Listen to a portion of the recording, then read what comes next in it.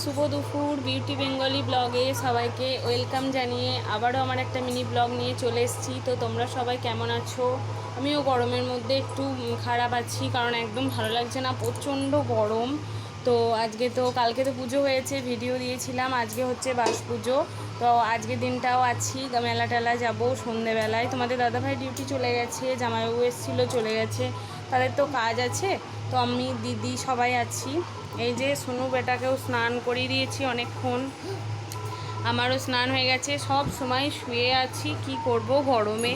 আর বাবার বাড়ি আসা মানেই রেস্টে থাকা, কারণ ওখানে তো সবই কিছু করতে হয়। তো মায়েরও শরীরটা খুব একটা ভালো নেই, সব কিছুই দিদিই করছে, রান্না টান্না সব কিছুই করছে। ও ভালোবাসে রান্না করতে, আমার বেশি রান্না করতে ভালো লাগে না, গরমটা পড়েছে যে একদম ভালো লাগছে না। দিদি বলছে করতে হবে না। তো চলো দিদি কি রান্না করছে দেখায়। তো মাংস তো অবশ্যই আছে, কারণ এই কদিন এখন মাংসই হয়ে যাবে। তো চলো,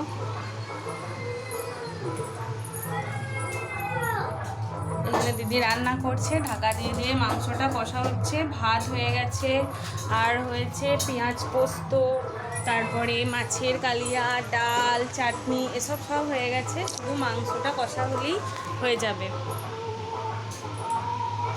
তো দিদি কষছে।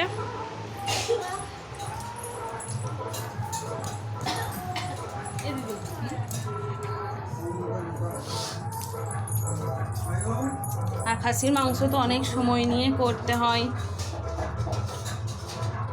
তো এই জন্য ঢাকা দিয়ে দিয়ে কষছে। আর আজকে মাংসতে একদম আলু দেওয়া হয়নি, এই যে একদম লাল লাল ঝাল ঝাল করে এখন কষা হবে।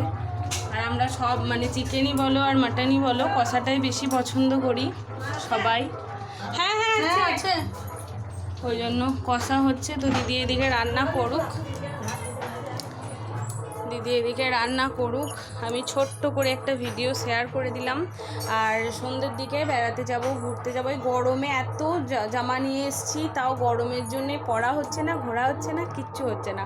যদি রাতের দিকে বেরোই অবশ্যই ভিডিও করব। ভিডিওটা যদি ভালো লাগে একটা লাইক কমেন্ট শেয়ার, আর চ্যানেলটা অবশ্যই সাবস্ক্রাইব করে দিও, আমার পাশে দেখো। দেখা হচ্ছে নেক্সট ভিডিও। টাটা।